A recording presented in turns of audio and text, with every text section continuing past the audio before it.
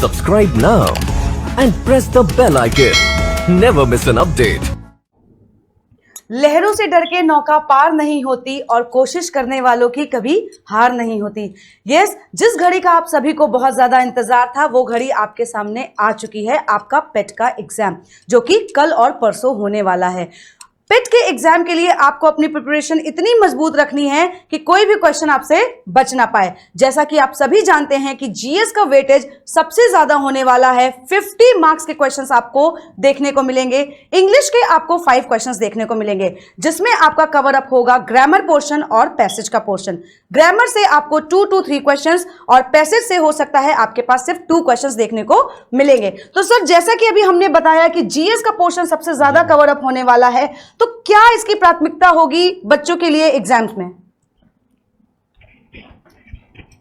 देखिए बच्चों, सबसे पहले आपको करना क्या है कि कल जो एग्जाम आप देने जा रहे हैं पीईटी का, उसके लिए सबसे महत्वपूर्ण बात आपको ध्यान रखनी है कि जीएस में जितने भी सेगमेंट्स हैं आपके, इतिहास, भूगोल, संविधान, अर्थशास्त्र और विज्ञान, ये 5 सेगमेंट से क्वेश्चन आते हैं। और इसके अलावा करंट अफेयर और जीके के भी प्रश्न आपसे पूछे जाते हैं। तो आपको दिमाग में क्या रखना है बच्चों कि जीएस के प्रश्नों में क्या होता है दोस्तों, कि अभी तक आपने जितना भी पढ़ा है और आपका माइंड सबसे पहले क्या जो कह रहा है कि ये ऑप्शन होना चाहिए, आप बस उसी की सुने और उसी को टिक करें। क्यों? क्योंकि आपने अगर कभी ना कभी अगर उस क्वेश्चन को पढ़ा है तो वो डेटा आपके दिमाग में स्टोर है कहीं ना कहीं, तो उस पर विश्वास करना है आपको और उसी को जो है टिक करके आना है। और पुनर्विचार कतई मत करिएगा ऑप्शंस पे। अगर आपने रिव्यू किया और रिव्यू के दौरान आपने ऑप्शन चेंज किया तो इट विल बी डिफिकल्ट कि वो क्वेश्चन जो है सही होगा, इसकी संभावना बहुत ही ज्यादा कम होती है। और सबसे महत्वपूर्ण चीज आपको यह बताना चाहूंगा कि जितने भी चीजें आपने अभी तक पढ़ी हैं उसमें लास्ट मिनट में क्या करिए, आप लोग एटलस खोलिएगा। आप सभी बच्चों के पास एटलस होगी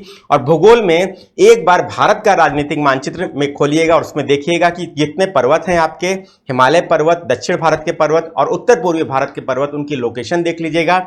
नदियां कौन सी प्रमुख नदियां हैं, सिंधु नदी, गंगा नदी और ब्रह्मपुत्र नदी, उसकी लोकेशन देख लीजिएगा।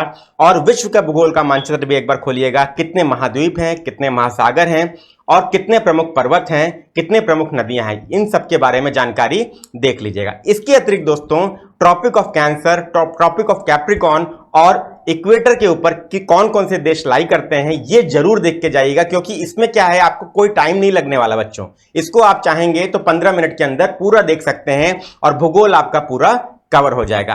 अब जहां तक इतिहास की बात है तो प्रमुख युद्धों का काल आप लोग देख लीजिएगा, वो इंपॉर्टेंट है। जैसे आंग्ल मराठा युद्ध हो गया, आंग्ल कर्नाटक युद्ध हो गया, ये सब आप प्रमुख देख लीजिएगा। प्लासी का युद्ध हो गया, बक्सर का युद्ध हो गया, ये सारी चीजें आप देख के जाइएगा। इसके बाद आधुनिक भारत में गांधी युग के जो ईयर्स हैं वो जरूर देख लीजिएगा। असहयोग आंदोलन, सविनय अवज्ञा आंदोलन, दांडी मार्च, भारत छोड़ो आंदोलन, ये सब आप जरूर एक बार रिवाइज कर लीजिएगा। क्यों? क्योंकि क्या है, इसमें आपको 2-2 मिनट लगेगा ईयर देखने में। इतना आप कर लें तो आपका इतिहास भूगोल कवर हो जाएगा। पॉलिटी की जहां तक बात है तो इंपॉर्टेंट आर्टिकल्स देख लीजिएगा, ठीक है, इंपॉर्टेंट शेड्यूल्स देख लीजिएगा, अनुसूचियां, और इंपॉर्टेंट भाग देख लीजिएगा, पार्ट्स। क्योंकि आखिरी समय में अगर आप ये देख के जाना ही आपको होता है बच्चों ने, तो एग्जाम में उससे क्वेश्चन रिलेटेड जो होते हैं वो गलत हो जाते हैं। तो ये 3 सेगमेंट हो गया। साइंस की जहां तक बात है तो प्रमुख रोग इंपॉर्टेंट होते हैं और आपकी प्रमुख बीमारियां और विटामिन से क्वेश्चन जो है पूछे जाते हैं। तो ये आपके सेगमेंट्स हो गए जो आपको क्या करना है, ध्यान देना है। और अगर आपके पास समय बचे तो आधे घंटा 1 घंटे का समय निकाल के इनको रिवाइज कर लें। तो अच्छा पेपर आप लोग करिए और अभी तक जो आपने पढ़ा उस पर विश्वास करिए, भरोसा करिए और ज्यादा नया करने का प्रयास नहीं करना है। जो पहली बार आपको लगेगा उसको टिक करिएगा और आप सभी लोगों का पेपर अच्छा होगा, यही हम लोगों की शुभकामनाएं। मैं सुनील सर को दूंगा और मैथ्स के बारे में आपको वो टिप्स देंगे कि क्या आप लोग को मैथ्स के बारे में करना चाहिए। Thank you Ashu sir. जैसा कि आप सभी को पता है कि मैथ्स का बहुत ज़्यादा वेटेज नहीं है, 25 क्वेश्चन आने हैं, जिसमें से आप सभी को पता है कि 20 क्वेश्चन जो आके आते हैं वो डेटा इंटरप्रिटेशन से आने, ठीक है। तो डेटा इंटरप्रिटेशन में क्या है, मैं आपको यहाँ पर एक सलाह दूंगा कि आप ना सारे टाइप की डीआई एक बार लगा लीजिए, मतलब pie chart, line graph, bar graph, ये लगा लीजिए। और 5 क्वेश्चन आपके अर्थमेटिक्स के मिलने वाले हैं, है ना। तो आप क्या करिए, सारे चैप्टर के बेसिक आपने पढ़ लिए होंगे, बहुत ज़्यादा लोड लेने की ज़रूरत नहीं है, बहुत ज़्यादा पढ़ने की ज़रूरत नहीं है।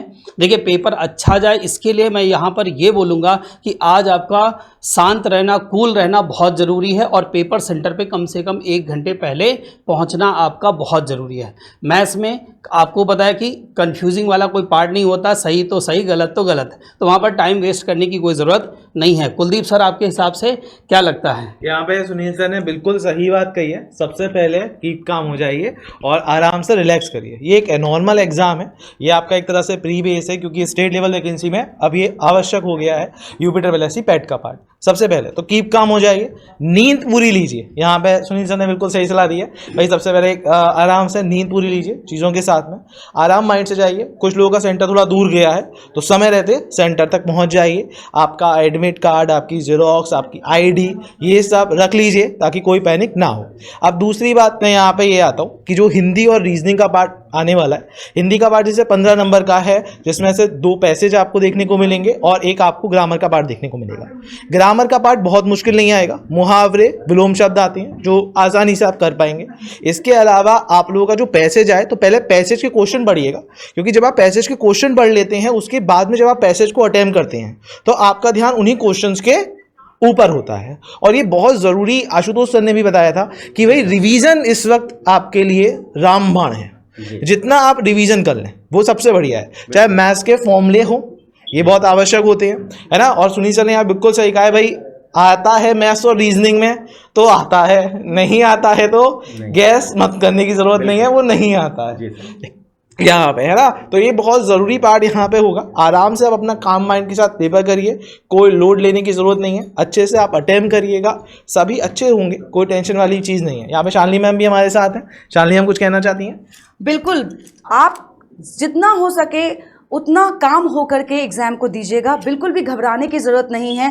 पेट एक आपके लिए UPSSC का एक सर्टिफिकेट है जो आपको एलिजिबल करता है आगे होने वाले UPSC के एग्जाम्स के लिए, UPSSC के एग्जाम। आप लोग लेखपाल के एग्जाम्स में 5,500 वैकेंसी है, उसके लिए आप लोग एलिजिबल हो सकते हैं। और भी बहुत सारी वैकेंसीज आने वाली हैं जो आप लोग बच्चों अच्छा पेपर करके आइए और निश्चित रूप में आप सभी बच्चों को सफलता मिले। ज्यादा पैनिक होने की जरूरत नहीं है। तो यहाँ पे एक बात हमेशा ध्यान रखिएगा, मेहनत हमेशा रंग लाती है। कल वो दिन है जिसमें आपने जो मेहनत करी है वो आपके लिए रंग लाने वाली है, आपको सफल बनाने वाली है। महिंद्रा की पूरी टीम आप लोगों के उज्जवल भविष्य के लिए कामना करती है। Thank you so much. Thank you. Subscribe now and press the bell icon. Never miss an update.